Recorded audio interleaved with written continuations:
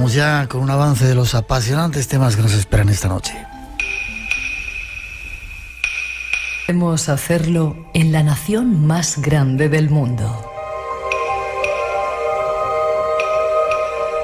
Es también una de las más herméticas, de las más cerradas. Nos referimos a China, y si nos acompañas, intentaremos descubrir algunos de los secretos que guarda en relación con esas extrañas visitas de los cielos. Extraterrestres en China, lo hemos titulado. Y habrá más.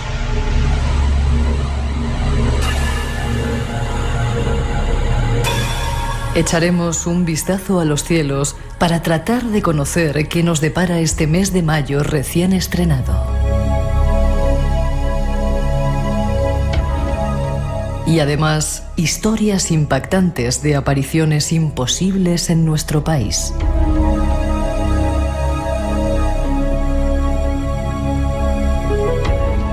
Estas son nuestras intenciones esta semana, así que disponte, el misterio se acerca.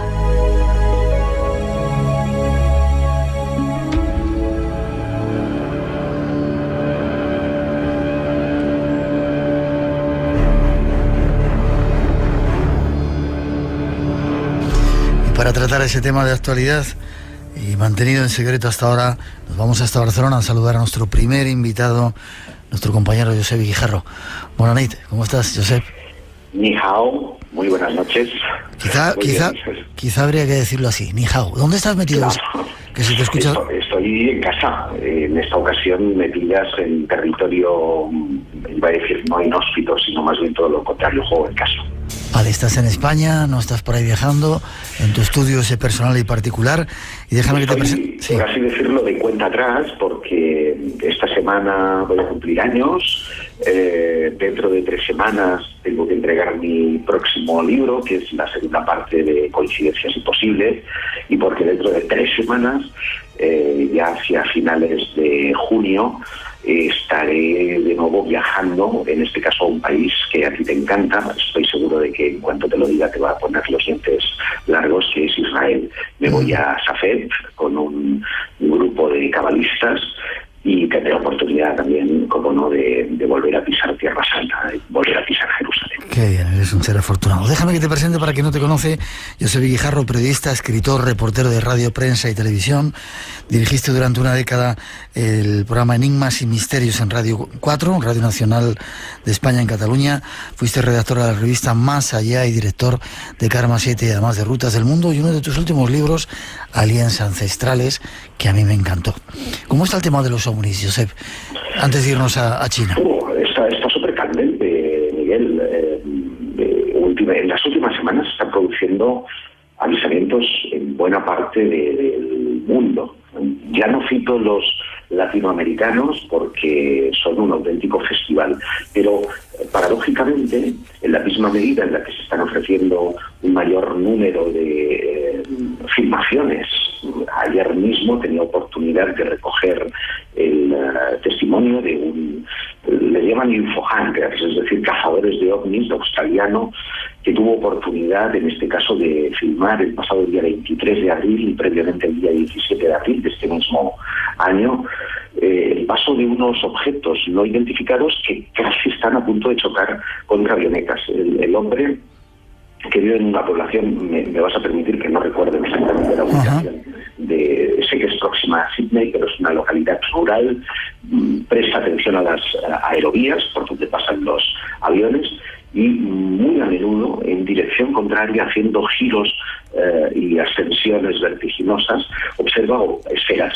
objetos no identificados, lo que en la Segunda Guerra Mundial vino a denominarse el fenómeno de los Foo Fighters, de las bolas de fuego.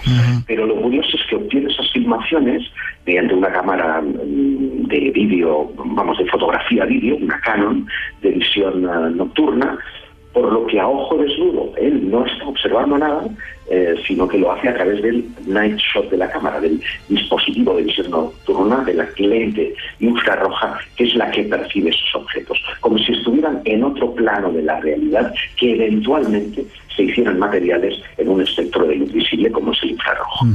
Curioso. Cosas que pasan en el mundo para todos aquellos que creen o piensan que el mundo de los ovnis ha pasado de moda. Ya veréis lo que está... Y pienso además, Miguel, que estamos viviendo un momento, diría yo, trascendental, ¿no? En el sentido de que han habido muchas manifestaciones.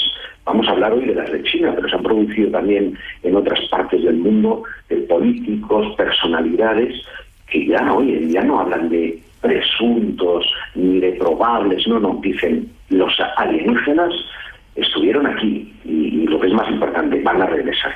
Y a mí me parece que estamos en un momento realmente trascendental de la historia humana. Sin duda. Vamos a tratar de dar algunas claves de eso que está ocurriendo. Nos vamos hasta un país gigante. Escuchad.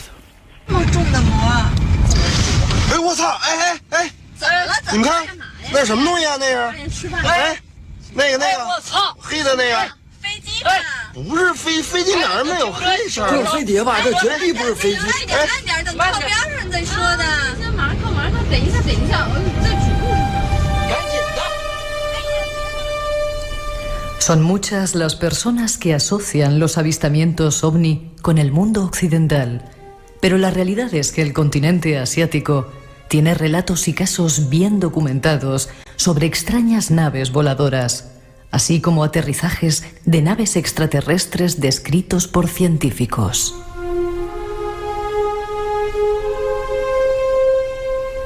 Uno de los casos más recientes ocurrió en 2014 en la provincia de Heilongjiang, China. Centenares de personas afirmaron haber visto 3 ovnis en el cielo y cómo una enorme bola de fuego cayó en el huerto de uno de los habitantes de un pueblo. Según la Radio Internacional de China, el misterioso objeto caído del cielo parecía una gran bola de metal cubierta por una capa de material dentado.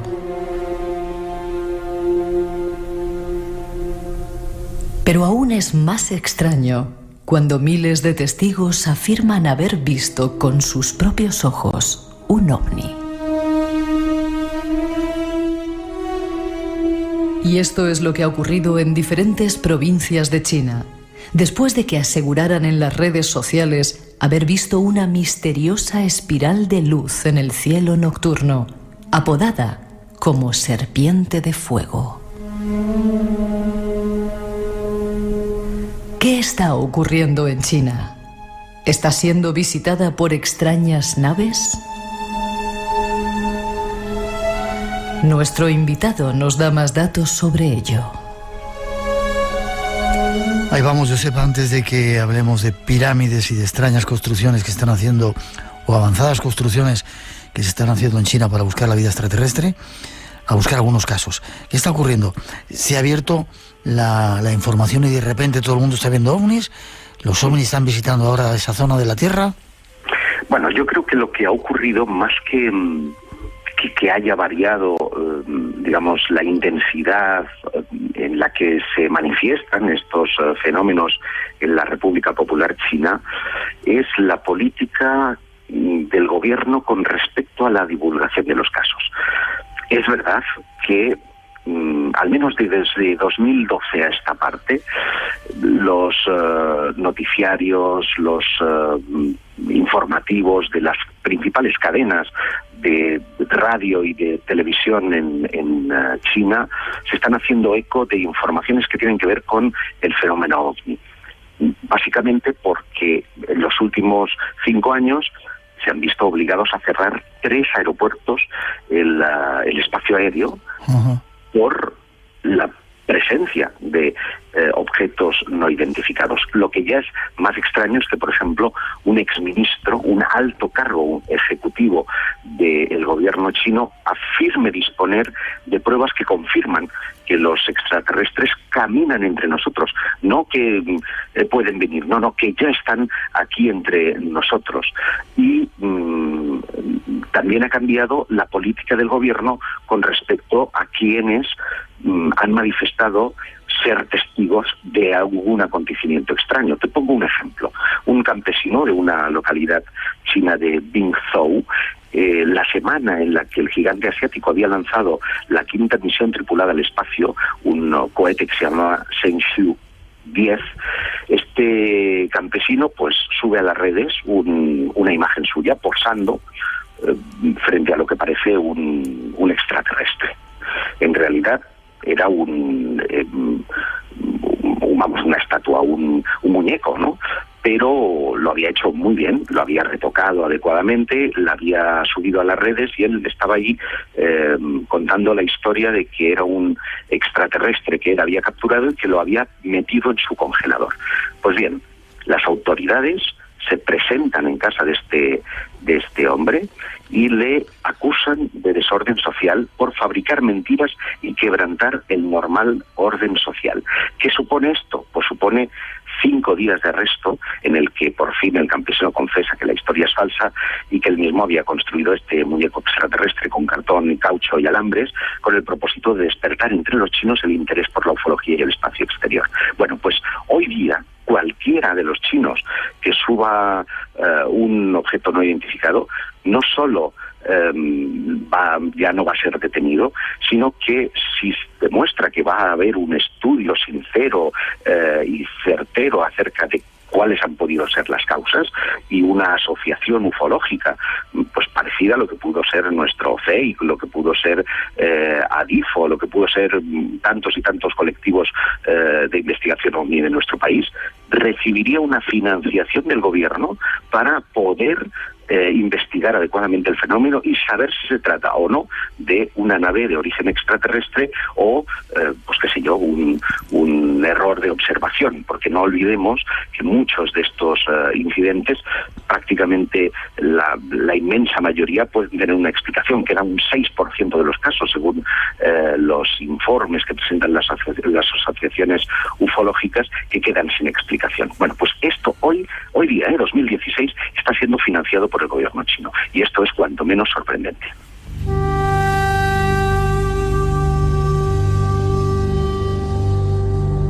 Según un trabajo que tengo aquí que tú firmas, el 4 de enero del 2011, cientos de millones de chinos se quedaron sin habla después de que el canal de televisión oficial Xinhua anunciara que el presidente Barack Obama estaba preparándose para revelar al mundo la existencia de seres extraterrestres en nuestro planeta. No ocurrió nada en el resto del mundo y sin embargo los chinos se quedaron con esa historia y esperando que Hillary Clinton saque toda esa información a la luz.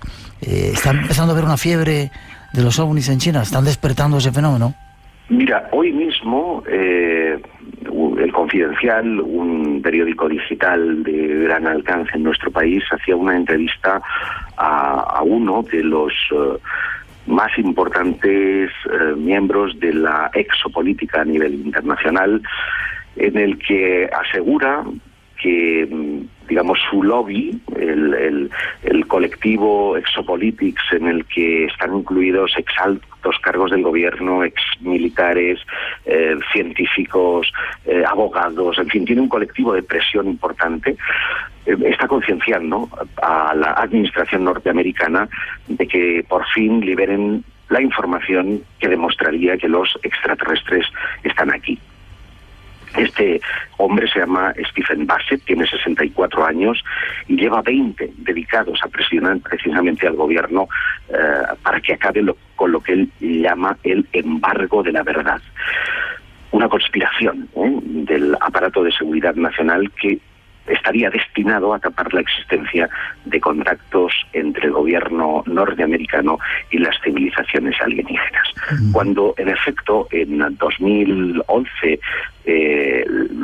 los informativos chinos abrían con la noticia de Barack Obama, la historia pasó aquí sin pena ni gloria, pero no pasó inadvertida para este hombre, para Bassett, quien aprovechó esa circunstancia para seguir presionando entre sus contactos de alto nivel, tanto en el Capitolio como en la Casa Blanca, para intentar que hubiera nuevas manifestaciones. Y asistimos a varios congresos en los que grandes políticos hicieron grandes revelaciones. Me acuerdo, por ejemplo, de un exministro de Exteriores de Canadá que reconocía precisamente los contactos entre las administraciones y los extraterrestres. Un primer ministro, la mujer de un primer ministro de Japón que decía haber sido abducida por extraterrestres. Y en una línea mucho más cercana, recordaréis muy recientemente las manifestaciones de Hillary Clinton diciendo que si llega a la Casa Blanca, que es una promesa que han hecho además muchos de los candidatos a presidenciables para el gobierno norteamericano, desclasificaría toda la información relativa a ovnis. Lo que menos gente sabe es que Hillary Clinton hizo esas declaraciones después de que la mano derecha del actual presidente de Barack Obama, que se llama John Podesta y que es su jefe de campaña electoral, estuviera en contacto con Bassett, sintiera la necesidad él mismo, que siempre se ha manifestado muy en favor de liberar información, y realmente presionar a la candidata para que hiciera este tipo de declaraciones. Esto ya lo sabían los chinos. De hecho, cuando yo redacté el artículo que hoy está en los kioscos, en la revista Año Cero, no me atreví a publicarlo porque no tenía todavía la confirmación que hoy mismo ya os puedo dar. Y es que efectivamente hay un lobby de presión para que de una vez por todas, además lo dicen claramente, nadie ya se va a escandalizar, que lo digan claramente. Han habido digamos, contactos, se sabe algo más de lo que nos dicen, y lo que nos están haciendo es preparando para dar la gran noticia. Y la tesis que yo defiendo, Miguel, que es una tesis en la que además tú te vas a sentir muy identificado porque llevas años en la radio en esa misma línea, es que estamos viviendo lo que podríamos calificar de una segunda, no guerra fría, sino de una segunda carrera espacial. Recordarás que entre 1957 y 1975 los Estados Unidos y la URSS, la extinta Unión Soviética, protagonizaron lo que se denominó la carrera espacial por ser los primeros en explorar el espacio exterior, primero con satélites artificiales, después enviando humanos al espacio y finalmente poniendo el pie en la Luna, ¿no? Y ahora todo sugiere que va a haber una nueva competición, en este caso no con Rusia, que también es el tercero en discordia, pero fundamentalmente con China, para ser los primeros en anunciar la existencia de otros mundos habitables. Y estamos asistiendo día sí día también a que si el SETI va a ampliar en 20.000 estrellas el barrido de frecuencias para detectar la presencia de extraterrestres. Al día siguiente nos anuncian que un nuevo exoplaneta, tan solo 16 años luz de la Tierra, tiene el nivel de tierra habitable absoluta, y así un día detrás de otro, y te estás dando cuenta que en China está pasando exactamente lo mismo, donde, y supongo que más adelante lo hablaremos, han puesto en marcha el radiotelescopio más grande del mundo, que ha llamado FAST, y que tiene por objetivo precisamente ese, el de competir con el SETI en la búsqueda de señales de índole extraterrestre. Espacio en Blanco, en Radio Nacional, con Miguel Blanco. Y con Josep Guijarro esta noche hablando del tema de los ovnis, centrado en China, aunque abierto a todo el planeta. Están llegando ya preguntas oyentes. Nos dicen si ha habido algo parecido al caso Roswell en China. ¿Ha habido algún tipo de ovni estrellado que se sepa? Sí, no solo ovnis estrellados, y además muy recientemente hemos tenido una noticia que yo inicialmente dije, esto tiene que ser un fake, no puede ser real, porque se decía que unos aviones habían abatido un objeto no identificado que había sido percibido por los radares. En este caso fueron los de la Fuerza Aérea India, pero lo que no se dijo es que todo esto viene de años atrás, concretamente en noviembre de 2012, cuando empezaron a detectarse en la frontera entre India y Tíbet con China una serie de avistamientos, la mayoría de ellos nocturnos, hubo alguno que otro que también se produjo de día, que fueron investigados oficialmente por diversos organismos, entre ellos el denominado Observatorio Astronómico de la India, el propio ejército indio, la Organización Nacional de Investigación Técnica y la Organización de Desarrollo de Investigación y Defensa, quienes inicialmente pensaron que se trataba de drones. Ahora, permíteme hacer un poco de autocrítica con los ufólogos. Estamos muy flojos, estamos muy faltos de forma, porque están habiendo avistamientos día sí día también en todo el mundo. En Europa se suele decir, esto es un dron. Todo lo matamos con los drones. Oye, que los drones para que sean captados por radar tienen que tener una envergadura notable. Y no son unos drones de 60 euros que te compras en el MediaMarkt, sino que estamos hablando de prototipos que valen millones de dólares y que solamente forman parte de ejércitos. Por lo tanto, dudo yo que en las centrales nucleares francesas un ejército que no sea el francés se ponga a volar drones para que sean detectados por el radar, o que en Bremen, en Alemania, pasen por encima de un campo de fútbol para que sean precisamente captados por miles de espectadores que están en el estadio, o que sean vistos en la frontera con China, donde hay conflictos bélicos y tensiones fronterizas y pueden desembocar en un conflicto de tipo armado. Y si se trata de drones, no sería de extrañar, por tanto, que semanas, sino meses más tarde, hubieran detenciones, porque ya me dirás tú qué gracia, yo no me sentiría muy intranquilo si vivo al lado de una central nuclear, que una noche sí y el mes que viene otra vez hay extrañas lucecitas que se mueven alrededor de la central nuclear. Me van a poner en peligro, le voy a exigir a mi gobierno que se produzcan detenciones, a ver quiénes son los gamberros que quieran hacer este tipo de historias. Y no ha habido ni una sola detención. Por lo tanto, todos tienden a hablar de drones, pero ojo que los drones no lo explican todo. Al contrario, yo creo que son una excusa, ¿verdad?, para esconder una parte de la verdad. Hecho este paréntesis, sí, he de decirte que todas estas organizaciones empezaron a estudiar estas esferas luminosas que creyeron que se trataba de esferas lanzadas por el ejército chino como parte de una operación psicológica. Fíjate tú qué bien, es decir, esto ya lo hacía la CIA en los años 50 y en los años 60 para ver el impacto en la población de lo que de cómo podía ser un eventual contacto ovni. Bueno, pues las fuerzas indias y tibetanas con las que tienen tensiones con los chinos pensaban que eran los chinos los que lanzaban algún artefacto, algún tipo de dron o de historia para ver qué impacto generaba sobre las personas que estaban en las zonas fronterizas. Pero hete aquí que después sus maniobras no se correspondían pues con ninguna de las convencionales. Algunas veces recorrían lentamente el cielo, otras estaban hasta 5 horas estáticos en un determinado punto, otras hacían giros realmente extraños. Tanto fue así que al final los chinos se involucraron también en la investigación y mandaron un equipo de científicos que presentó su informe al Ministerio del Interior indio, diciendo que estas esferas amarillas podían ser cuerpos celestes, y el grupo de investigación de China, que era el órgano principal del país en materia de conflicto, ¿sabes qué es lo que sugirió? ¿Qué? Que los derribaran. Ya. Y hete aquí que a principios de este año, en enero de 2016, la noticia que te decía al principio me había parecido fake, se titulaba Fuerza Aérea India abate un ovni en zona fronteriza con China. Y el leche. Abatir un ovni, estamos hablando de no de un estrellamiento, estamos hablando aquí de un atentado intergaláctico, si esto es realmente así. Efectivamente, los radares de la Fuerza Aérea India captan un objeto que viene digamos de China, Pakistán, y siguiendo el protocolo que los chinos les marcan, lo que hacen es abatir ese objeto. La versión oficial, que se da tan solo 48 horas después, es la de Roswell. Se trataba de un globo que podía llevar, decían, material sensible espía.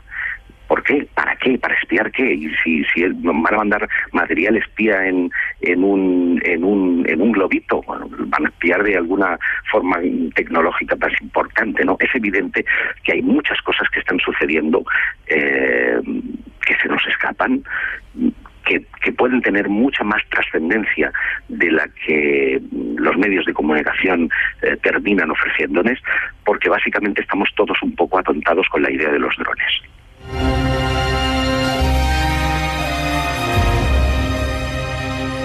Dos y 34, 1:34 en las Islas Canarias. Casi la última pregunta antes de pasar, Josep, a otros temas que tenemos pendientes con el tema de China. ¿No será todo esto también como pan y circo para los chinos que están empezando ahora a tener un nivel de libertad y de acceso a comunicaciones y hay que engañarles o camelarles o despistarles de alguna manera? Y igual que pasó en Occidente con los ovnis, todo eran ovnis para encubrir quizá otra serie de cosas más importantes, ¿esté pasando ahora ahí también? Mira, no te falta razón, y de hecho no faltan críticos que ven en todas estas maniobras de apertura por parte del gobierno chino, que como sabes, no sé si has tenido oportunidad o no de estar en China, pero... Hace un mes estuve por allí, sí. Pues bueno, pues tú sabes que estás en un hotel occidentalizado, quieres conectarte a internet y recibes un mensaje del gobierno chino que te dice: oiga, usted depende de dónde visite, ande con cuidado porque está prohibido ver esto, ver lo otro, más aquí, más allá, so pena de que te detengan. Es decir, hay un férreo control todavía hoy, a pesar de que ya no estamos en los tiempos de Mao, de Mao, perdón, que no de Mao, que es la cerveza en que estaría yo pensando. No estamos en los tiempos de Mao y por lo tanto, digamos, se ha relajado mucho. Se vive en una especie de capitalismo exacerbado, pero dentro de una contención todavía, iba a decir férrea, no sé si férrea, pero de una contención político-militar, ¿no? Pero es verdad que no faltan críticos que han visto en esos proyectos una maniobra del propio gobierno para desviar la atención sobre la burbuja económica, sobre la burbuja de la deuda china, porque es verdad que en estos momentos la agencia Fitch ha alertado que el sistema bancario de China está fuera de control y que al parecer habrían como cerca de 2 billones con B de dólares en préstamos que constituyen pues un riesgo. Y en una economía que todos los años está creciendo al ritmo del 7%, en cuanto este año 2015 creo que solamente entre comillas, ha crecido un 4%, empiezan a saltar las alarmas. Bueno, pues quién sabe, a lo mejor es así. Yo recojo precisamente en el artículo las declaraciones de un presentador de un programa de estos económicos que se llama Max Keiser, que bromeaba diciendo que los supuestos extraterrestres estaban preocupados por la burbuja de los derivados del crédito que tenían aquí en la Tierra, ¿no? Y de ahí que algunos intenten vincular esas maniobras para decir, pues mira, un poquito de pan y circo, que la gente mientras piensan que estamos siendo visitados por extraterrestres, pues olvidamos lo que están aquí. Pero, Miguel, entonces, ¿por qué le siguen el ritmo los norteamericanos? Y ahora, dentro de muy poquito, también van a hacerlo los rusos. O la crisis o la burbuja es global, que tampoco es de extrañar, o realmente nos están preparando para algo. Vamos a verlo. Hay una segunda parte que está preparando China también con algo que tiene que ver con este mundo. Escuchad. ¡Qué conejitos tan revoltosos y saltarines! ¡Y qué sucios! Esta semana hablamos de los cuentos ilustrados de Beatrice Potter. Jardines en el bolsillo, con Pilar Martín. Recuperamos los bajos fondos de Massimo Gorki. Recordamos la poesía de la romántica Rosalía de Castro. Hay canas en mi cabeza, hay en los prados escarcha. Y finalizamos con El caballo griego, un libro de memorias escrito por Manuel Alto Laguirre. Latir continuo de luces es mi vida, así es mi tiempo. Cielo interior en que guardo astros de un mundo completo. Jardines en el bolsillo, los lunes a las 5 de la madrugada en Radio Nacional de España. La televisión china difunde un vídeo de simulación del telescopio más grande del mundo. Con 500 metros de diámetro, el radiotelescopio de abertura esférica FAST, en sus siglas en inglés, estará emplazado en la provincia de Guizhou y ayudará a los científicos a explorar las leyes fundamentales del universo.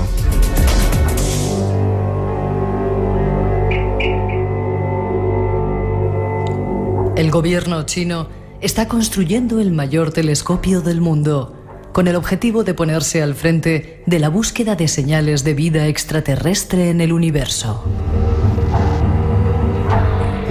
El radiotelescopio, conocido como FAST, tendrá unos 500 metros de diámetro, con lo que pulveriza el récord que hasta ahora tenía el Observatorio Norteamericano de Arecibo, en Puerto Rico, que mide 300 metros.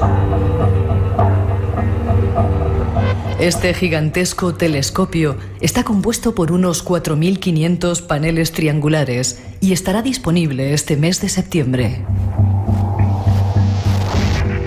La inversión ha supuesto unos 165 millones de euros.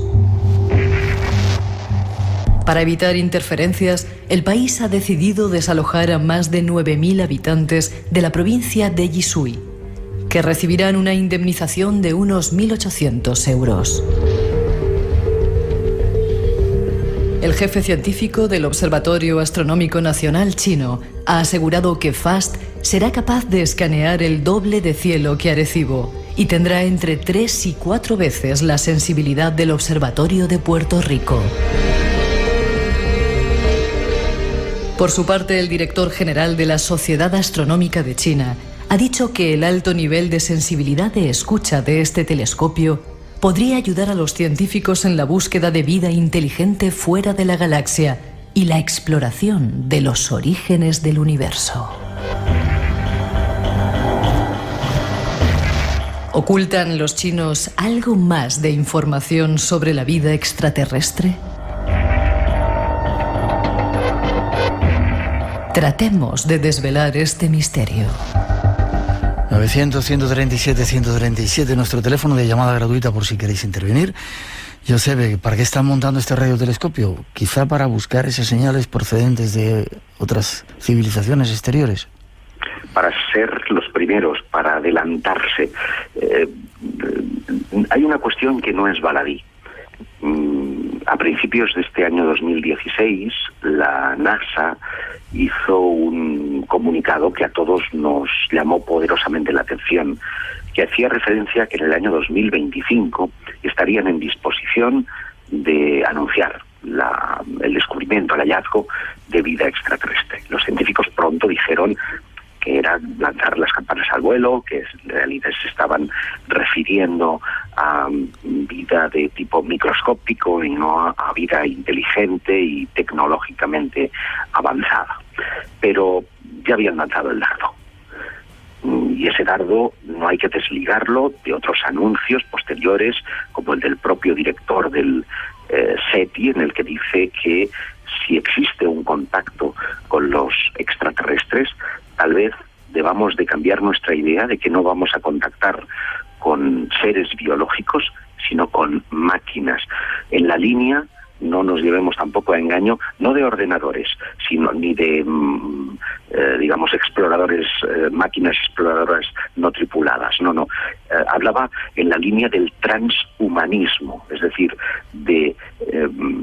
imagínate que podemos sacar tu alma, tu consciencia, tus recuerdos y descargarlo como un software dentro de un ordenador. Ahí estaría Miguel Blanco en formato ordenador, mientras tu cuerpo permanece, pues que te digo yo, crionizado o a la espera de que regreses del viaje para volver a implantarte ese recuerdo. Y esto lo dice el principal responsable del SETI, cuando 2 semanas más tarde vuelven a hacer un tercer anuncio diciendo que van a ampliar la banda de frecuencias a otras 20.000 estrellas más, y 2 semanas más tarde se habla de la habitabilidad de los exoplanetas, y así día también, con nuevas informaciones que nos encaminan a la existencia de extraterrestres.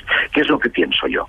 Que los chinos, que es evidente que este plan no se hace de la noche a la mañana, para enero ellos ya deberían de tener como mínimo sobre el papel lo que es el diseño y la puesta en marcha, los planos de este telescopio esférico de apertura que se denomina FAST. Pero ¿para qué echan a 9.000 personas de sus casas, sino para no dejar testigos, sino para que no hayan interferencias? Aducen eso precisamente, ¿no? Un poco en la línea de lo que se plantea en la película Encuentros en la tercera fase. Seguro que todos tenemos en mente aquella escena en la montaña del diablo en la que intentan alejar a todo el mundo de esa realidad. Yo creo que están mucho más cerca de lo que nos dicen, y que a lo mejor hay protocolos a seguir, hay cosas que afectan desde la seguridad, no solo a la sociología, que a lo mejor motivan que esto se vaya retrasando y que se hayan atrevido a decir que en 2025 va a ocurrir tal, y a lo mejor los chinos se quieren subir a este carro para adelantarse, para contarlo antes. Ahí está la noticia del radiotelescopio FAST chino. Trata de buscar señales procedentes de alienígenas. Pero hay proyecto, Miguel, ¿sí? Si me permites, no hay que desligarlo de otro más ambicioso, un megaproyecto que recibe el nombre de SKA, K de kilo, A de Alemania, y en el que China es uno de sus miembros de pleno derecho, que estiman comenzará a funcionar en 2020. Están implicados varios países, entre ellos la principal financiación es del gobierno de Pekín, y quién sabe si para 2020, fíjate que yo te decía, la NASA en 2025, ellos quieren que esto esté en 2020, a lo mejor lo que quieren es adelantarse, como insinuó a la noticia del hallazgo de 10 extraterrestres. Ya, y quizá una base en la Luna, como dicen, que también se está trabajando en ella. En eso se está trabajando, tanto chinos como norteamericanos, y parece que hay muchas posibilidades de que sea así. Yo me quedé con aquella frase extraordinaria de Christopher Nolan en el film Interestelar, que no le falta un atisbo de verdad. Dice que la humanidad nació en la Tierra, pero su destino está fuera de ella.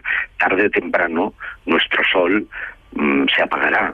Tarde o temprano los recursos naturales de la Tierra, y más al paso que la humanidad los está devastando, terminarán por desaparecer. El agua es ya hoy en día un problema de abastecimiento en muchas regiones, en otras de salinidad, y bueno, tarde o temprano vamos a tener que marcharnos, que mudarnos de casa, si antes no nos hemos destruido. Y en ese sentido la Luna nos queda demasiado cercana, Marte es demasiado cercano, porque si el problema es del Sol, vamos a tener que estar trabajando en viajes interestelares.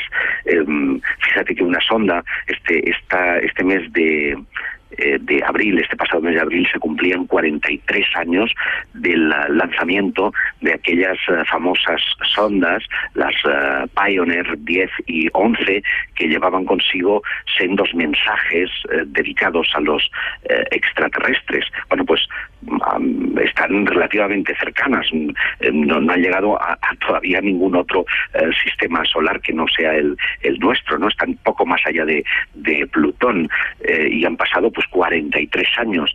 Por lo tanto, debemos de avanzar en nuestros viajes interestelares en otra forma de movernos por el espacio, y en eso también hay iniciativas científicas que están tratando de paliar esas distancias siderales. Hace muy pocos días, pocas semanas, entraba el tercero en disputa en esta competición, que es Rusia. Hay un multimillonario ruso que está pagando al eminente científico Stephen Hopkins para que con esa mente privilegiada empiece en el diseño de un proyecto de mini naves espaciales que necesitarán por tanto menos energía y podrán alcanzar más rápidamente otras velocidades para desplazarse por el espacio. Y Hopkins se ha comprometido a que en el plazo de 30 años estaremos capacitados con estas microcápsulas en llegar más allá de nuestro sistema solar. En 30 años, de nuevo, nos volvemos a situar en esa, voy a decirte ya prácticamente fecha mítica, que es el cuello que va entre el 2020 y el 2030. Y lo que es todavía más asombroso, para que esas naves, que no pueden ser teledirigidas por las distancias, cada vez que está más lejos necesitamos más tiempo de transmisión, se está pensando en lo que decía el director del SETI, en el transhumanismo, en volcar conciencia humana en un dispositivo para que tenga la autonomía y el pensamiento como si fuéramos nosotros, pero en realidad nuestro cuerpo está en otra parte. Sorprendente. 2:47, 1:47 en las Islas Canarias. Todavía hay más datos de cosas extrañas en China que os queremos ofrecer tras esa introducción. El primer testimonio data de 1912. El agente de viajes estadounidense Fred Meyer Schroeder reportó el avistamiento de una serie de pirámides en la provincia de Shanxi. Fue más preocupante de lo que había encontrado en el desierto, escribe en su diario. Estas pirámides están de alguna manera expuestas a los ojos del mundo, pero permanecen totalmente desconocidas para los occidentales. El guía de Schroeder, un monje budista, explicó que las pirámides estaban allí desde hacía al menos 5.000 años. Schroeder estima que la pirámide principal alcanza por lo menos 300 metros de altura y los lados de la base de 500 metros de longitud, dimensiones que darían una estructura por volumen 10 veces mayor que la de la Gran Pirámide de Egipto.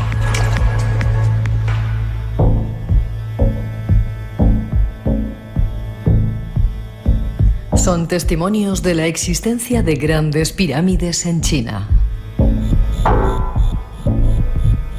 Hasta ahora han permanecido ocultas, desconocidas. Pero parece que ha llegado el momento de darlas a conocer. Nuestro invitado nos ayuda. Y ya lo que faltaba, Josep, si fuera poco, también pirámides en China.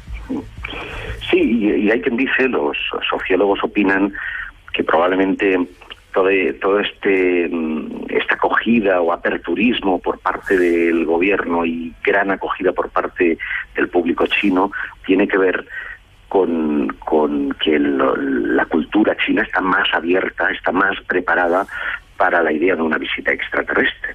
Es verdad lo que contaba el reportaje desde 1913, habéis citado vosotros.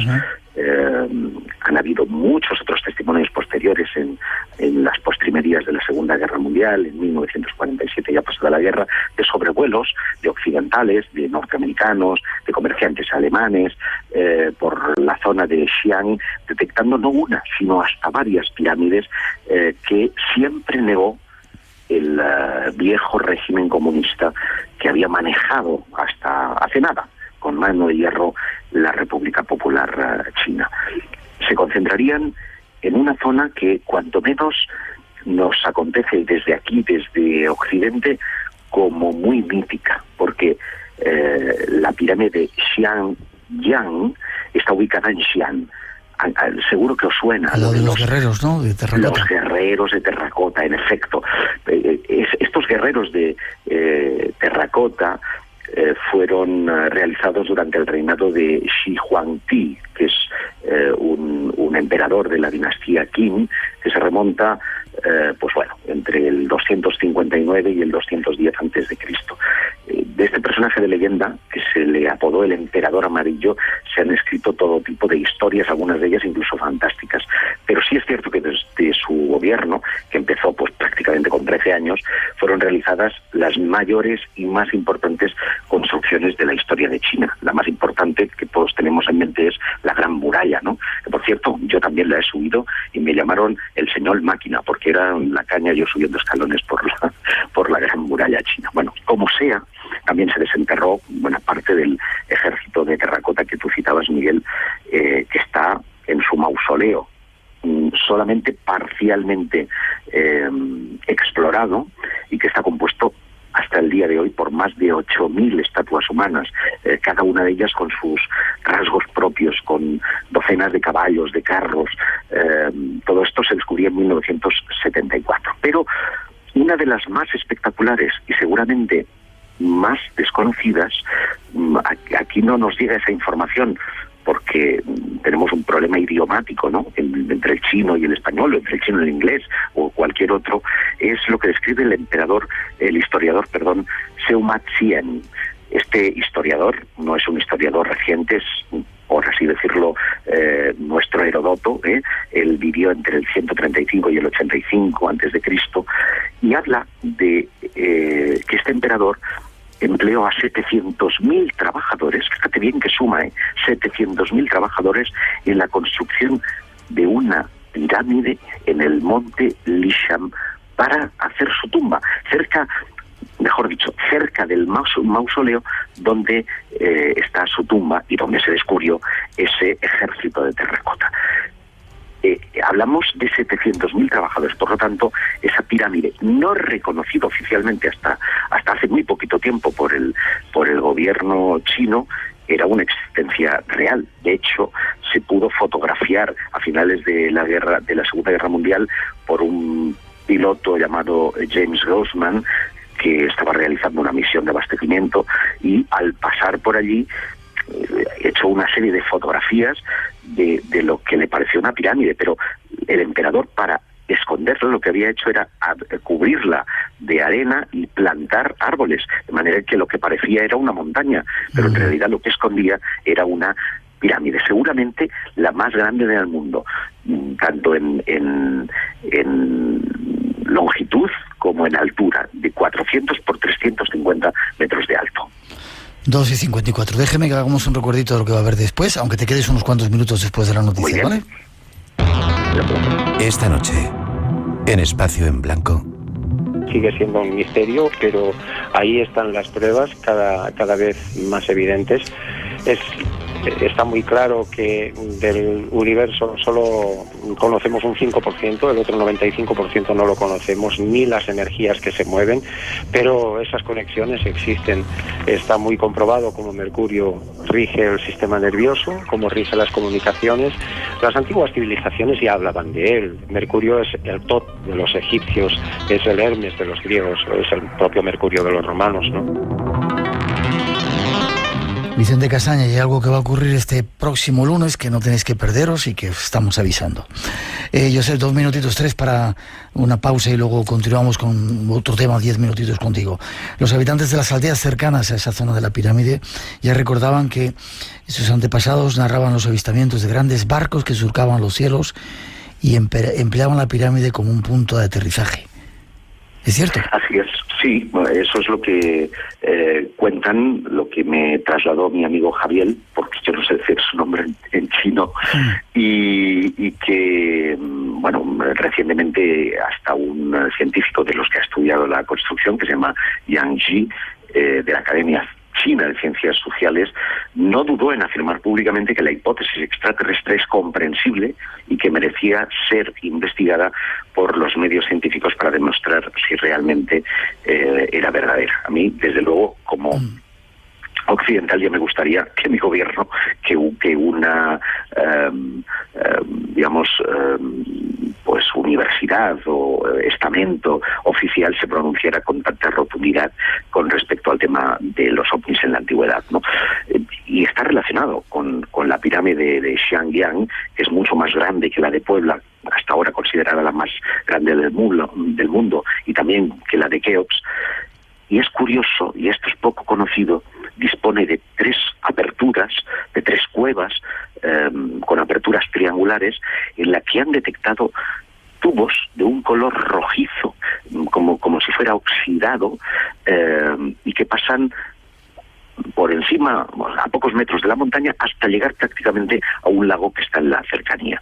Como si aquello fuera un ingenio tecnológico. Estamos hablando de antigüedades extraordinarias, por lo tanto, porque además, y de esto si quieres podemos hablarlo después de las noticias, porque me quedaría a medias, estaríamos hablando de cosas que han permitido la datación de esta pirámide en más de 5.000 años. Y por lo tanto rompería cualquier esquema, estaríamos desbordando incluso la antigüedad de el emperador Shi Huangdi, es decir, que aquella pirámide, como ocurre también con las de Egipto, pudo ser reutilizada. Y esto nos pone en contacto de nuevo con una hipótesis fascinante, que es la que yo planteo en mi libro Aliens Ancestrales, y es que tal vez la llegada de estos seres se produjo en un tiempo primigenio en la Tierra, un tiempo en el que ellos fueron considerados dioses, utilizaron lo que tuvieran que utilizar, prometieron regresar y se marcharon a su planeta. Quizá de eso hablemos en la segunda parte. Un dato simplemente, en esta pirámide había una serie de tubos que se han analizado, según ponía aquí, y contenían dióxido de silicio y óxido de calcio, aunque el 8% de metal no pudo ser identificado. Qué curioso, ¿verdad? Qué curioso. En efecto.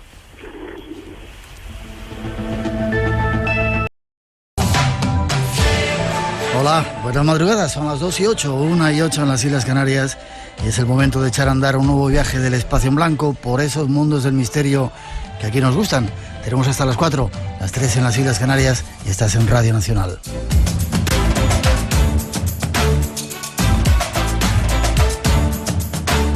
Algo que comenzamos en directo ya desde el estudio 101 de la Casa de la Radio, con los saludos y la cordial bienvenida en nombre de todo el equipo que se encarga esta noche de realizar el programa, acompañados esta noche por Paco Bermúdez y María José Cascante, que controlan nuestro mágico sonido. Tenemos muchos temas esperando esta noche, hay muchos misterios a los que hoy queremos pasar revista.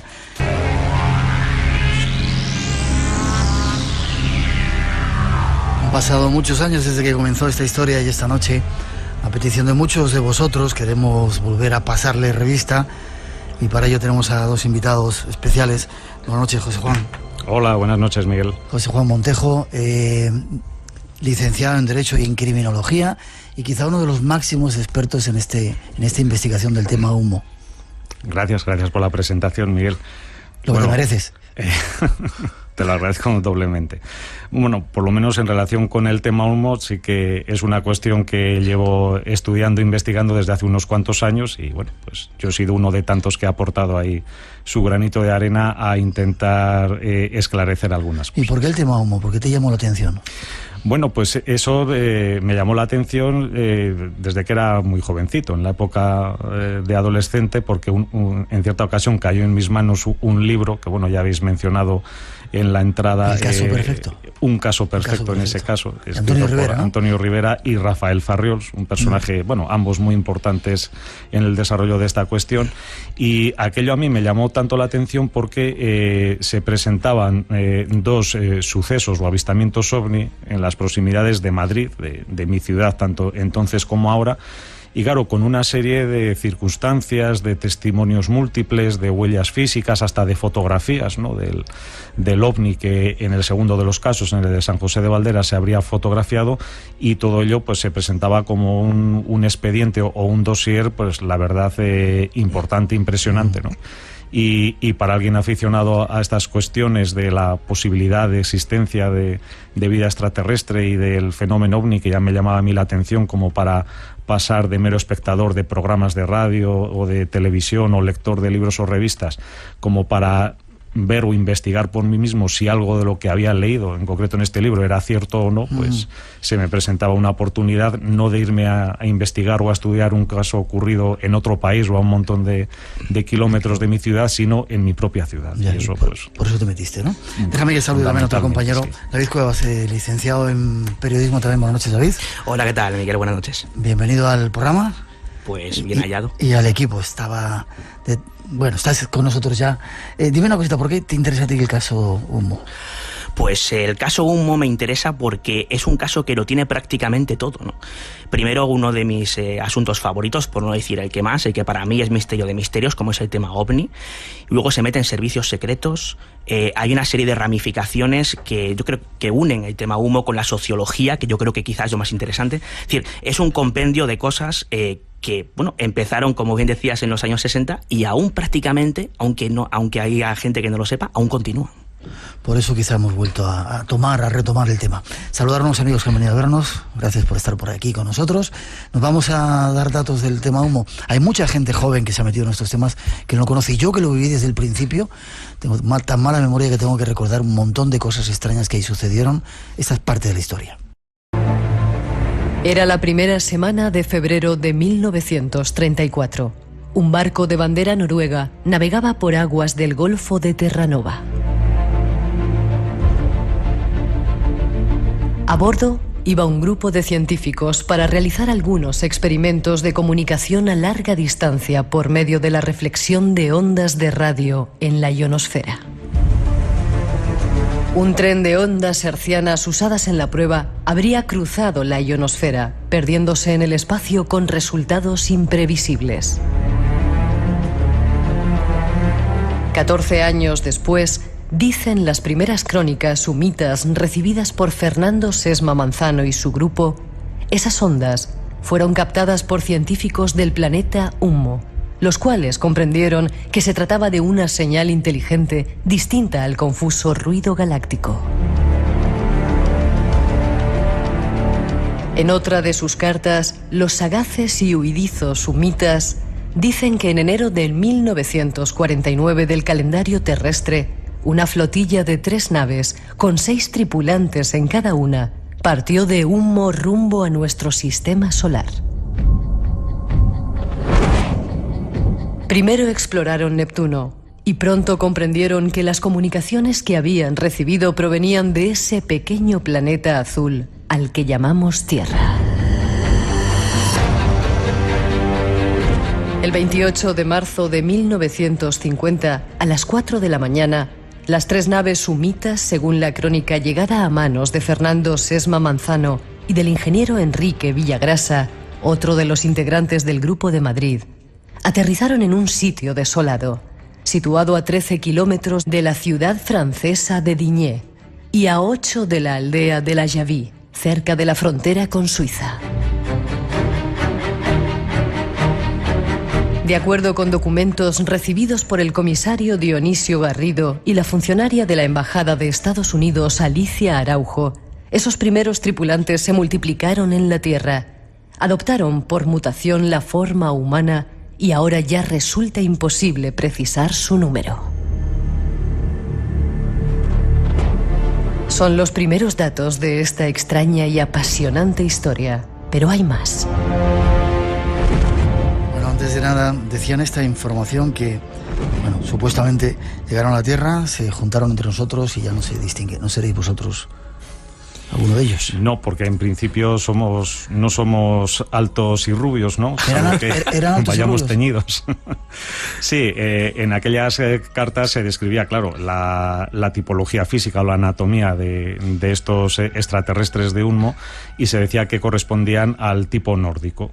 Entonces ellos, pues si respondían a ese tipo, pues corresponderían a los altos rubios, que podrían hacerse pasar o confundirse con escandinavos, con daneses o incluso con alemanes o noruegos, ¿no? ¿Estabas de acuerdo con esta parte de la historia que hemos contado? Sí, sí. Un barco primero que sale, perfectamente, impecable. Así es como reconstruido muy bien, sí. ¿Cuándo llegan los primeros datos aquí a España? ¿O cuándo se empieza a hablar de ello? Pues mira, se empieza a hablar de ello en enero-febrero de 1966. Es decir, 16 años después, por tanto, de la teórica primera llegada o primer aterrizaje de los unmitas en Francia, pues tal y como habéis dicho. ¿Quién es el que comienza a hablar, a tener los primeros datos de esta historia? Se ha mencionado también en la introducción, es Fernando Sesma Manzano, que él desde 12 años atrás, desde 1954, pues dirigía como una peña, un grupo o tertulia, en varios cafés de Madrid. A partir de 1956 estas tertulias ya se trasladaron de modo definitivo a un sótano bien conocido por los aficionados al tema, La Ballena Alegre, que está situado en el antiguo Café León de la calle Alcalá de Madrid. Esa peña o grupo pues se dedicaba a tratar, a estudiar también y sobre todo a intercambiar datos, informaciones, opiniones, reflexiones sobre los traídos y llevados platillos volantes, pues que era un fenómeno emergente en los años 50. Tenemos, gracias a vosotros, al trabajo de David y tuyo, algunos testimonios, algunas voces.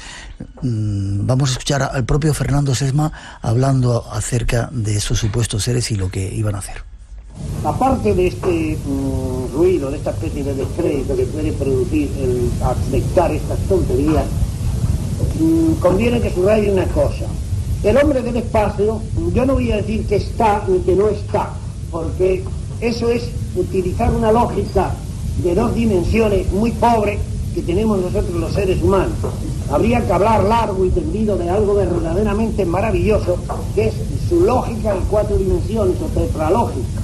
A ellos les interesa mucho, y a nosotros mucho más que a ellos, el que la humanidad se vaya preparando a marchas forzosas, pero sin violencias, para la posibilidad de un encuentro.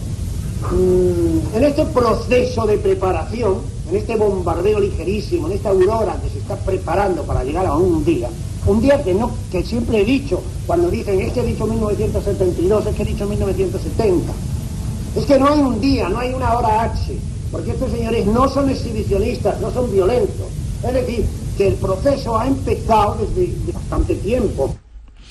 Fernando Sesma nos animaba a estar preparados. Unos cuantos datos de dónde provenía esta gente. Planeta Humo, ¿dónde está? ¿Dónde estaba, según decían ellos? Sí, pues efectivamente estaría situado a 14,4, según otras versiones, 14,6 años luz de la Tierra. De ahí en la introducción que al haberse perdido, ¿no?, aquel tren de ondas de ese barco noruego por el espacio, pues tardará a la velocidad de la luz llegar a Unmo, ¿no? Pues esos 14 años, ¿no? Se decía también en esas informaciones que ese planeta Unmo orbitaría una estrella que en las informaciones unmitas se llamaba Yunma, y que estos mismos escritores o autores de los informes identificaron con una estrella de los catálogos terrestres llamada Wolf 424. Entonces sería de ahí, de un planeta de la estrella Wolf 424, de donde procedería. ¿Wolf existe? Sí, claro que existe. Vale, ¿cómo eran? ¿Altos rubios, decías? Exactamente, respondían a ese tipo, digamos, tipo racial, por decirlo así. Lo que ocurre que, bueno, eso les facilitaba, claro, el infiltrarse y el pasar de un modo u otro desapercibidos entre la población terrestre, pero no obstante había unas leves diferencias anatómicas, y que era lo que luego además sirvió, pues bueno, para dar carta de naturaleza a algunas de las características curiosas de esta cuestión. Una muy simple: ellos afirmaban que en las yemas de los dedos las tenían hipersensibles y que eso les impedía realizar esfuerzos tan naturales para cualquiera de nosotros como pulsar un timbre o apretar el botón de un ascensor, o incluso pues teclear o apretar las teclas de una máquina de escribir, que era justamente cómo se mecanografiaban o se redactaban los informes de Unmo, pero que no lo hacían ellos o no lo harían ellos directamente, sino a través de empleados terrestres que contrataban o convencían, previo pago, claro, para que les prestaran esos servicios. Ya. En eso luego vamos a analizar la segunda parte, algunos de los mensajes que mandaron, pero tenían una organización muy estructurada. Había un dios, ¿no? ¿Cómo se llama el dios del planeta? Se llamaba, bueno, era una figura análoga, ¿no?, a un tipo de abstracto de deidad terrestre. Se llamaba Boa, con W, ¿no? Entonces, ahí, una de las informaciones incluso que recibió Fernando Sesma, pues se hablaba de una figura como denominada Unmoboa, que llamó mucho la atención, ¿no?, a los receptores de esas cartas y a los que luego ya las estudiaron a lo largo de los años, porque sería una figura muy similar o muy semejante a la del Cristo terrestre. ¿Contaban también cómo era su planeta? ¿Cuántos habitantes tenía? Pues eso en este momento no recuerdo, varios millones, pero la peculiaridad también de ese planeta era que disponía de un continente único. Es decir, por lo visto allí, pues por las razones que fueran, no se habría producido como en nuestra Tierra una deriva continental que a partir del continente primigenio o Pangea, ¿no?, como han denominado algunos especialistas, empezaran a separarse las masas continentales y formar los continentes actuales. Pues eso en Unmo no se habría producido, sino que se habría mantenido a lo largo de los milenios o de sus millones de años de existencia incluso un continente único. Ya. ¿Cómo llegaban, se trasladaban de un sitio a otro? ¿Cómo llegaron a la Tierra? Pues llegaron a través de sus astronaves o naves espaciales, que también, bueno, decir que toda la correspondencia y literatura unmita pues ha generado también un vocabulario propio. Es decir, que aunque estos informes sobre todo estaban escritos en español, pero en muchos de ellos pues se apuntaba algún significado propio o específico en unmita, ¿no? Las naves unmitas, por tanto, se llamaban Oabolea, Hueva, Wem, ¿no? Son una expresión así como muy, muy sonora, y esos viajes pues los hacían a través de lo que ellos llamaban una especie de atajos o pliegues espaciotemporales. Es decir, que se formarían en unas condiciones que ellos tenían más o menos bien estudiadas, pues una serie de pasillos a través del espacio-tiempo que les permitirían pues viajar al margen de las distancias normales o lineales en años luz. De hecho, ellos comentaban que aunque Unmo de la Tierra estaba separado pues esos 14 y poco años luz que he mencionado antes, pues que ellos tardaban nada más que unos cuantos meses en realizar ese viaje. ¿Cuántas naves se mandaron la primera vez?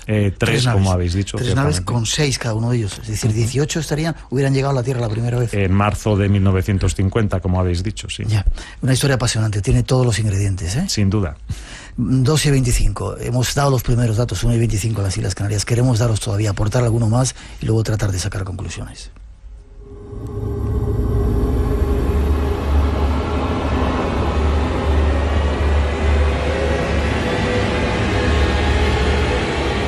Algunos años más tarde, comienzan las comunicaciones. Extraños escritos recibidos por diferentes personas en nuestro país. Los escritos, que al principio eran firmados por Dei 98, hijo de Dei 97, comienzan a ser rubricados por un supuesto gobierno general de Unmo, circunstancia que se repetirá invariablemente hasta las comunicaciones más recientes. El 27 de mayo de 1967, una carta unmita anunció a varios estudiosos españoles la llegada de alguna de sus naves. Señalaba que una de ellas descendería cerca de la localidad de San José de Valderas. Pocos días después de la fecha señalada, un periódico español difundió varias fotografías tomadas por un aficionado anónimo que las hizo llegar a la redacción. En ellas se advierte un platillo volador con el signo que usan los humitas para sellar sus misivas, una especie de letra H, con los brazos curvados hacia afuera y cruzada por una raya perpendicular. Un grupo de testigos dijo haber visto descender el aparato en Santa Mónica, cerca de San José de Valderas. Cuando levantó el vuelo, un muchacho recogió en el lugar un trozo de metal y una placa de un material desconocido de color verde. El Instituto Nacional de Técnica Aeroespacial de España sometió esos dos objetos a un minucioso análisis y concluyó que se trataba de un tubo de níquel de 99% de pureza y que la película plástica era polifluoruro de vinilideno, muy resistente a la tracción y a las altas temperaturas.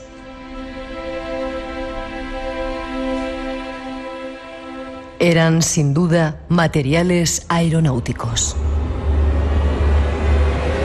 Más datos para el análisis de esta extraña historia. Extraña historia que está suscitando multitud de preguntas. Os pedimos disculpas, esta noche no podemos atender los teléfonos. Sí estamos atendiendo algunos de los muros que tenemos por ahí. Espera, voy por partes. Empezaron a llegar las misivas. Las cartas. ¿A quién le llegó la primera? A Fernando Sesma. ¿Sí? Y sucesivamente pues, a otros de sus compañeros de tertulia en La Ballena Alegre. Se ha mencionado también antes al ingeniero Enrique Villagrasa, el comisario de policía Dionisio Garrido. También otras personas que la recibieron eran una señora que trabajaba en la embajada norteamericana de Madrid en aquella época, Alicia Araujo, y esos 4 que he mencionado pues fueron los principales receptores de la correspondencia humita pues en el primer año y medio, ¿no? Desde enero de 1966 hasta junio de 1967, que es cuando ocurre pues todo el asunto del avistamiento de San José de Valderas. Llegaremos a ello. Solamente se mandaban cartas en España, ¿no había otra gente en otras partes del mundo? Sí, en esas cartas que se recibían en ese margen de tiempo se hablaba de que existían grupos o redes similares de corresponsales de esa información en otros países. Se hablaba, por ejemplo, pues de Canadá, de Australia, y luego incluso uno de los receptores de esta correspondencia, Enrique Villagrasa, intentó comprobar si había algo de cierto ahí. Y él, pues bueno, mandó una serie de cartas a grupos ufológicos de esos dos países. De Australia no recibió ninguna respuesta relevante, pero de Canadá sí recibió una en la que alguien, pero que tampoco se identificaba con nombre y apellidos, pero él se presentaba como una persona que pertenecía a un grupo de Montreal, concretamente, pues que era como el de La Ballena Alegre, ¿no? Que se reunían para tratar de estas cuestiones y que en un momento dado el director o el líder o el presidente de ese grupo, que era un experto, si mal no recuerdo, en astrofísica, se le decía en esa carta recibida por Enrique Villagrasa, pues empezó a recibir cartas de los que llamaba un momán, ¿no? Como hombre de humo en inglés. Ya. Es curioso porque las cartas no llegaban de un solo destino, sino que aquí en España, ¿no? Llegaban de diferentes lugares, ¿no? Sí, bueno, sobre eso también se ha dicho mucho. Pero bien es verdad que la mayor parte de las cartas de humo pues venían, eso sí, a través del correo ordinario, es decir, que alguien pues se preocupaba de echarlas al buzón de correos y de esa manera pues llegaba por la vía postal normal a sus destinatarios. Pero la mayor parte de ellas procedían de España y en concreto de Madrid, pero bueno, sí es cierto que algunas de ellas venían de otras ciudades y de otros países. Por ejemplo, se ha hablado de un posible grupo en Australia, pues algunas cartas venían con esa procedencia, es decir, con remite de Australia, con lo cual, pues por lo menos sí parece que alguien se tenía que preocupar de enviarlas por correo desde Australia, bueno, lo cual podría a lo mejor explicarse de muchas maneras, o falsificar el matasellos incluso, pero bueno. Vamos con los símbolos. Lo decíamos en esta introducción y algunos oyentes en el Facebook nos están preguntando si ese símbolo famoso, esa H de humo, ya se había visto o utilizado en otras avistamientos, o es algo original de los habitantes de este supuesto planeta humo. Vamos a ver, el H famoso. Por partes ahí. Antes de cuando se habló por primera vez de avistamientos de ovnis con ese emblema o con esa H, que es tanto el de San José de Valderas como uno anterior, ocurrido también en Madrid en febrero de 1966 por el barrio de Aluche, pues antes de esas fechas en la literatura ufológica, pues que yo sepa, al menos no se recoge ningún caso de avistamiento con esa peculiaridad, con ese emblema. Otra cosa es que con posterioridad a esos años, es decir, a través de investigaciones realizadas muchos años después, pues se haya dicho que también existen casos de avistamientos o de ovnis con ese emblema anteriores a 1966, pero que, por desgracia también, cabe decir, nunca se divulgaron ni fueron publicados antes del 66, sino después. Hablan también nuestros oyentes, que era otra pregunta que nosotros teníamos, años después, o por esa fecha, nosotros tuvimos la oportunidad de conectar con nuestro corresponsal, estábamos en Radio Nacional en Moscú, y nos contaba el famoso caso del ovni de Voronezh, un ovni que aparece en una ciudad, lo ven unos niños, sale un robot, y tenía curiosamente ese símbolo también. Qué extraño, ¿no? Efectivamente. O qué similitud, ¿no? Lo tenía en el fuselaje, bueno, bien es verdad que lo tenía en una parte del ovni distinta de donde figuraba ese símbolo, tanto en los casos de Aluche como de San José de Valderas, que era en la parte inferior, ¿no? O en la panza de los dos ovnis. En el caso de Voronezh, si mal no recuerdo, estaba en un lateral, pero bueno, con independencia de la ubicación, pues es un dato importante. Entonces, decir aquí que, bueno, me has dicho antes que si el símbolo de Ulmo había aparecido en otros ovnis con anterioridad y tal, bueno, he dado mi explicación, pero lo que sí ocurre es que el símbolo de Ulmo, donde sí aparece, y mucho antes, es en otros contextos. Entonces, ¿por ejemplo? Aparece, por ejemplo, pues como ya desde algunos siglos antes, ¿no? Pues como el símbolo alquímico o astrológico del planeta Urano. Bueno, aquí hay una leve diferencia, me parece que en el eje vertical central tiene como un circulito debajo, pero bueno, el resto de la estructura pues es idéntica. Y puesto que hablamos de Rusia, pues en su alfabeto cirílico hay una letra, si no me equivoco es la Z, que se representa exactamente igual o muy parecido también al emblema unita. Entonces, pues quizá una posible explicación de por qué apareció ese signo o ese emblema en el fuselaje del ovni de Voronezh, pues a lo mejor podía ser porque alguien lo asoció o, bueno, se inspiró en una letra que en el contexto cultural de la antigua Unión Soviética pues estaba claro, puesto que era una letra de su propio alfabeto. Ya. 2:34, 1:34 en las Islas Canarias. Tenemos que hacer una mínima pausa y luego escuchamos algunas voces de esos supuestos humitas, y algunas, una muy conocida y otras que no se han escuchado nunca, gracias a nuestros dos invitados. Este fin de semana... Comer y cantar con María Torres. Bueno, la verdad que es una carne, lo primero, económica, muy sabrosa, fácil de cocinar. Conejo a la miel. Bueno, ya hemos puesto las lentejas desde la víspera a remojar. Y lentejas a la canela con rabo de toro. Comer y cantar, los fines de semana a la 1 de la tarde en Radio Nacional.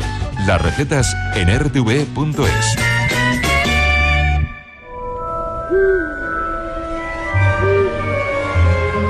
Todas las semanas, una experiencia única de comunicación te espera en el programa más legendario de la radiodifusión española.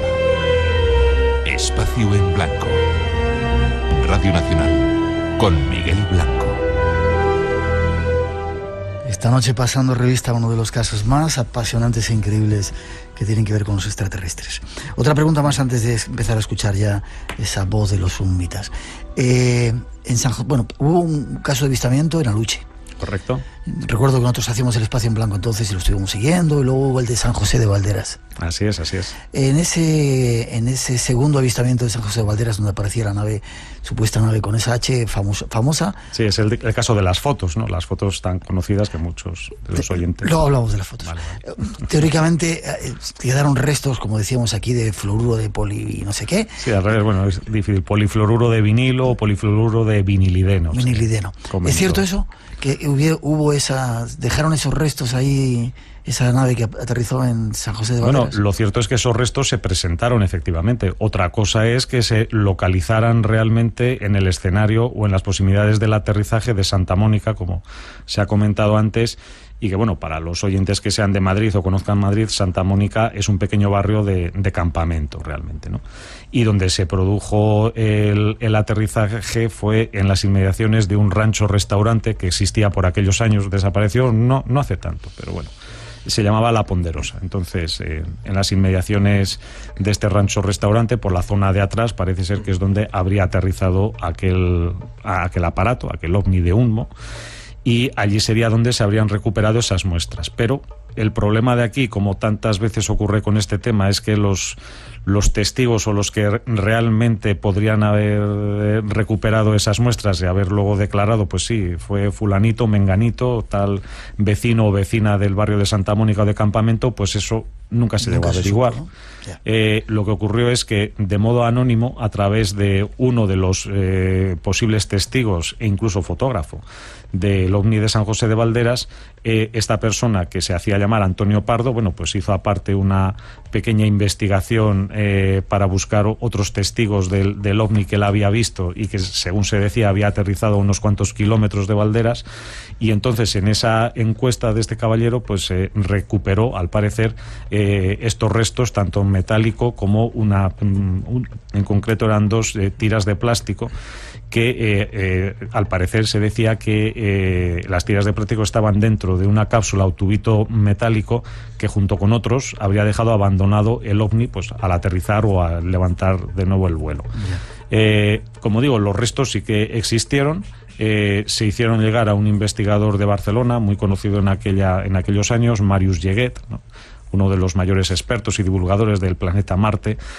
Marius Lleguet, bueno, pues aquella historia no le debió de cuadrar demasiado, no le interesó mucho, y se lo pasó todo lo que el material que había recibido a sus buenos amigos Antonio Rivera y Rafael Farriols. Entonces ellos fueron los que se encargaron de la investigación. En el caso de Farriols, como él tenía parentesco, puesto que era sobrino de quien en esa época, 1967-1968, presidía el INTA, y que era el general Rafael Calvo Rodés, pues eso facilitó muy mucho que se estudiaran esos restos, y, como se ha dicho en la introducción, pues efectivamente se llegó a la conclusión no de que era nada de tecnología extraterrestre o alienígena, pero sí con unos matices que apuntarían hacia un origen norteamericano, y sobre todo en el caso del plástico, ese polímero, ¿no?, que sería polifluoruro de vinilo o de vinilideno, parece ser que en aquella época no estaría comercializado todavía en España, y que solo se utilizaría de un modo muy restringido, pues por ejemplo en las misiones de la NASA del proyecto Apolo. O sea que era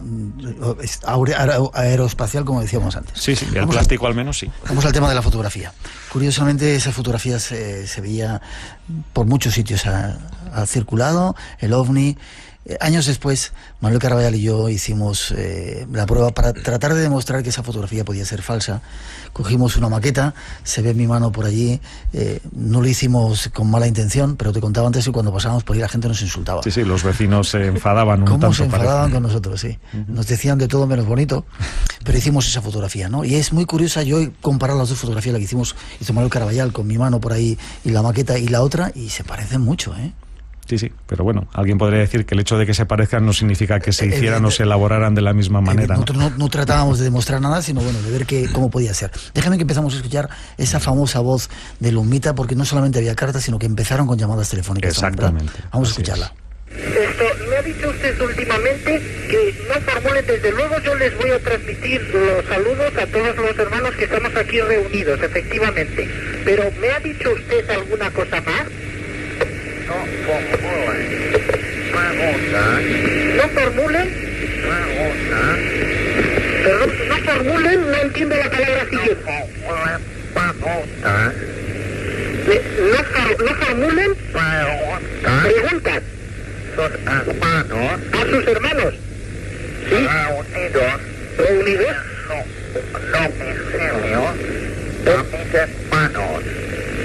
Sí. Ah, bien, de acuerdo, o sea, no desean que formulemos preguntas a sus hermanos. Suplicamos perdón. Sí. Suplicamos perdón. Sí. Señor. Sí, solicitan perdón. Deshonesto. Sí. Comunicación. Sí. Señor. Sí. Deshonesto. difícil de entender, y era porque no tenían glotis, no tenían aparato fonador, y por eso hablaban de esa manera así tan gangosa. Sí, bueno, también ahí se daban algunas explicaciones distintas en las cartas de los problemas de, digamos, de articular o de verbalizar que tenían los summitas. Se llegaba a decir que sí, que ellos padecerían algún tipo de disfunción o de problema pues en la glotis o en la epiglotis. Parece que no son exactamente lo mismo, con lo cual las explicaciones ahí diferían un poco, pero bueno, la conclusión sería que ellos, para poder articular mejor la voz, necesitaban pues colocarse como algún tipo de aparato, de laringófono o de amplificador en la garganta que les permitiera pues elevar un poco ese tono de voz. Ya. Tenemos algunos cortes también que nos habéis traído de algunos de los implicados. En esta ocasión es Enrique Villagrasa, creo, que nos cuenta un poco cómo era la experiencia de esas llamadas.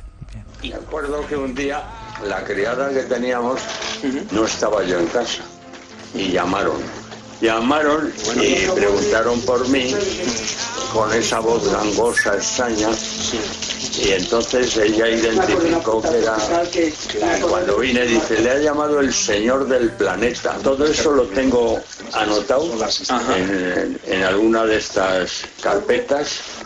Está anotado todas las conversaciones que tuve con ellos y de qué tratamos. Una de las veces estuve 2 horas y media hablando por teléfono. Además me pilló de sorpresa de muchos temas y me contestaba él todos los temas que yo preguntaba, pues me lo iba contestando. Normalmente solía llamarme un señor que se llamaba Day 98, sí, Day 98. Qué curioso. Llamadas, informes de muchos tipos, informes técnicos que para mucha gente nos llegó uno cuando hacíamos el programa de redacción que hablaba de una fotografía tridimensional, cuando aquí no teníamos ni idea de lo que era la fotografía tridimensional, ¿no? Supuestamente aportado por estos seres extraterrestres como una prueba de su alta tecnología, ¿no? Y como eso muchas otras cosas. Luego descubrimos que meses después, no sé qué fábrica era japonesa, acaba de inventar la fotografía tridimensional y empezaban a mandarla, ¿no? Sí, pero eso lo comentaba Fernando Sesma, que él recibió en su casa a través de uno de estos emisarios. Nos lo contaba también a nosotros en el programa. Que trabajaba o colaboraba con los summitas, pues una de esas personas le llevó a su casa como una prueba, ¿no? Eso fue al principio del contacto suyo con la fuente Ulmo, por llamarlo así. Le llevó 2 fotografías tridimensionales de procedencia ummita, según ese emisario, se las mostró a Fernando Sesma y su familia y luego pues se las volvió a llevar. Y eso para Fernando Sesma pues supuso una prueba importante. Un montón de, como decíamos, de informes de diferente tipo. Seguimos con más testimonios. Enrique López Guerrero, un sacerdote, le preguntabais, creo que era David, que dónde se podían encontrar estos seres extraterrestres, y esto era lo que él contestaba muy curiosamente.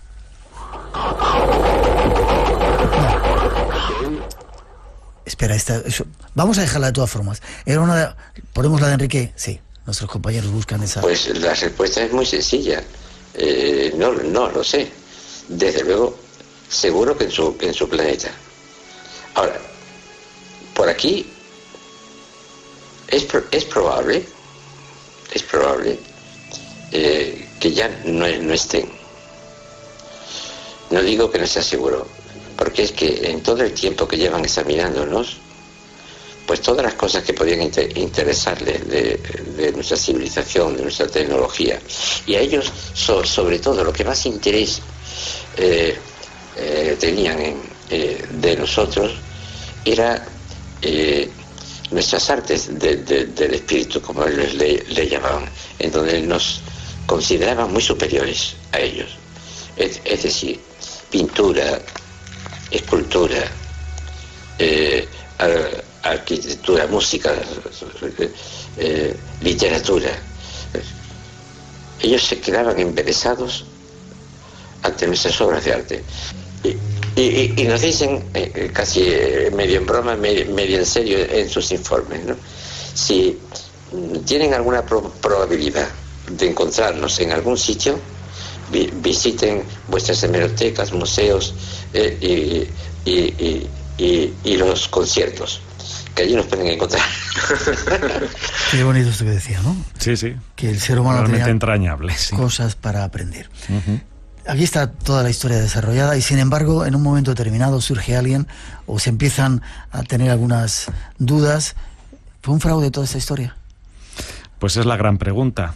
Un fraude, un montaje, un experimento sociológico, como se ha dicho, un ensayo realizado o promovido por servicios secretos españoles, extranjeros, anglosajones en concreto, pues quién lo sabe. Realmente, hombre, en los primeros años de divulgación del tema ya empezaron a alzarse unas cuantas voces críticas. Y esas voces críticas, claro, se fijaron en lo que en aquellos momentos se presentaba como principal evidencia, ¿no?, de la existencia de Unmo como un planeta habitado a esos 14 años luz, y que realmente este tema podía tener un origen extraterrestre, y que era pues el caso perfecto que nos hemos referido antes. Decir un pequeño detalle aquí que es interesante, y es que el caso de San José de Valderas y el aterrizaje posterior en Santa Mónica o Campamento habría sido predicho o avisado con unos días de antelación mediante una carta unmita, de la cual se enviaron pues bueno, varios ejemplares con un texto muy similar, ¿no?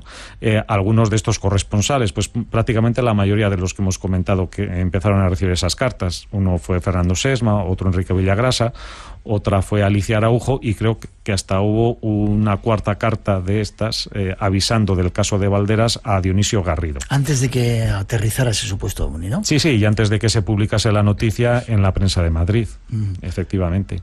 Entonces, claro, eso establecía un vínculo directo, claro está, entre esa, que era una más de las cartas unmitas que se venían recibiendo, y la confirmación, por lo menos en lo que se refería a la predicción hecha en cuanto a España, ya que se hablaba de otros dos países, pero bueno, eran Brasil y Bolivia, y ahí la posible verificación o comprobación de si coincidía que en las fechas que se decía se veía o no se veía un ovni con el emblema unmita eran más difíciles, pero en el caso de Madrid era más fácil, ¿no? Y tan fácil fue como que ya los contertulios de la Ballena Alegre, los que habían recibido las cartas y a quienes se había leído una de esas cartas la noche, si no recuerdo mal, del 30 de mayo del año 67, no necesitaron buscar más a partir del momento en que se publicó en un periódico de Madrid, en el diario Informaciones, en su portada nada menos, pues 2 de las fotografías de San José de Valderas. Ya. ¿Eso qué probaba? Pues eso probaba que esa predicción había tenido efecto, había sido un éxito, y que por tanto, pues si los unmitas decían o habían avisado que se iban a aparecer varios ovnis y uno de ellos se había confirmado que era real, pues entonces aquello como que ya se presentaba como una evidencia bastante considerable de que ahí podía haber bastante de cierto.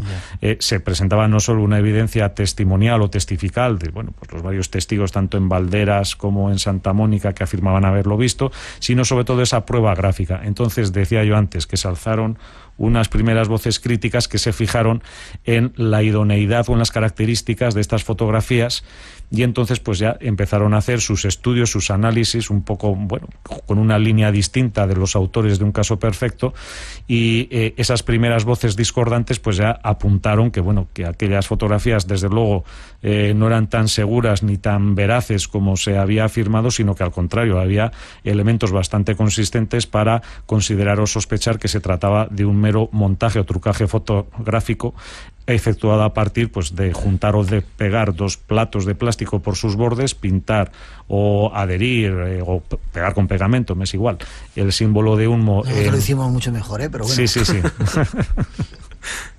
Pero imitando la posible serie original, ¿no? De cómo se podía haber hecho. Estoy mirando el tiempo, tenemos que hacerlo más sintético si podemos. Vale. ¿Sí o no? La gente que está por ahí escuchando están como locos diciendo que nos diga si es cierto o no es cierto. Espera un segundito. Llegó un personaje que había que sumar a esta historia, José Luis Jordán Peña, un psicólogo, que en un momento determinado admitió que había sido él el que había hecho todo este montaje. Claro, creo que fue eso no fue como de la noche a la mañana. Quiero decir, señalar simplemente que Jordán Peña era una persona que desde el principio de este tema en España, pues él estaba involucrado en el asunto, en el sentido de que él había sido el testigo principal, no del caso de Valderas, pero sí del caso de Aluche, ese que también había ocurrido en febrero del año 66, pues él se presentó como testigo principal de ese hecho. Él se incorporó de un modo aparentemente independiente y como curioso también a las tertulias de la Ballena Alegre y fue pues uno más de aquellas tertulias. Incluso hubo un momento en que llegó a disputar el liderazgo de aquellas reuniones a Fernando Sesma. A lo largo de los años, pues bueno, se fueron descubriendo otras actividades poco claras, ¿no?, de José Luis Jordán en relación con este tema. Pues un simple ejemplo, y volviendo al caso de Aluche, este descansaba en dos testigos importantes o principales, que eran el propio Jordán y otro que se llama Vicente Ortuño. Así aparecía pues en la literatura clásica. En un caso perfecto pues se recogen los nombres de los dos perfectamente, y lo que ellos aseguraban era que con anterioridad a aquel suceso pues ellos no se conocían, no tenían ninguna relación, amistad ni nada, y eso, claro, pues apuntaba o apoyaba la idea de que, bueno, por lo menos no existía la posibilidad de que lo hubieran preparado con antelación, ¿no? Y luego, al cabo de los años, se descubrió pues que eso no era cierto. Tal y como aparecía en un caso perfecto, pues no era así, sino que ellos, varios años antes del caso de Aluche, pues ya tenían no solo una relación amistosa, sino que, bueno, pues eran bastante amigos, ¿no? Y entonces parece ser que incluso habrían participado los dos en otro tipo, pues bueno, de pequeñas bromas o experimentos en Madrid, como el lanzamiento, en este caso parece ser que por parte solo de Jordán, desde un balcón de una pensión donde él residía, pues de una serie de monedas o de billetes para ver qué explicaciones podía dar el vecindario de si eso podía ser un dinero caído del cielo, que no se sabía muy bien eso, o de alguien que le sobraba el dinero, ¿no? Entonces una serie de actividades ya se fueron recogiendo a lo largo de los años que apuntaban a que el papel o la participación de José Luis Jordán no era tan aparentemente imparcial o independiente o vamos, altruista, ¿no?, como podía ser la de otros de los personajes que vivieron ese tema, ¿no? Y ese caso perfecto comienza a tambalearse. A resquebrajarse. Los últimos minutos con algunos testimonios que tenemos todavía por ahí.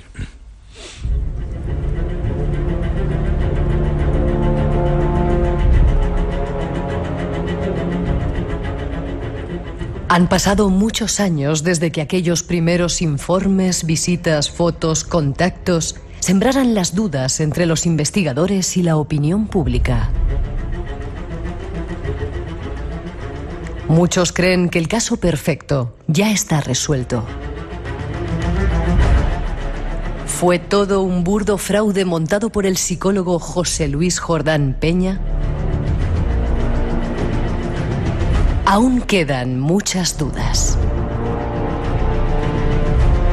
¿Estamos ante un fraude? ¿Una prueba de la CIA, tal vez? Veamos cómo se encuentra en la actualidad el caso.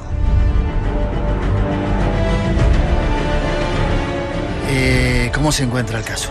Vosotros, David, recientemente habéis entrevistado, creo que hace 4 meses, a José Luis Jordán Peña, ¿no?